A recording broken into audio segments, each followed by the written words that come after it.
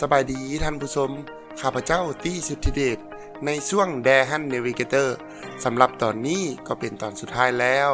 หลังจากที่ตี้ได้รับภารกิจที่ผ่านมาตี้รู้สึกประทับใจหลาย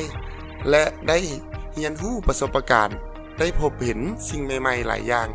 ในการเดินทางในครั้งนี้ไม่ว่าจะเป็นบรรยากาศที่แสนสดชื่นและทิวทัศน์ธรรมชาติของแต่ละบอนที่ตี้ได้ไปมานอกนั้นตี้ยังได้เห็นวิถีชีวิตแบบเรียบง่ายวิถีชีวิตการดำรงของผู้คนในแต่ละเขตและที่สำคัญตี้ก็อยากขอบใจผู้ที่ใช้รถแดฮันตัวจริงที่ให้ตี้ได้สัมภาษณ์บอกได้เลยว่าเพิ่นใจดีหลาย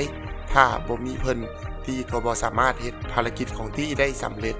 สุดท้ายนี้ตี้ก็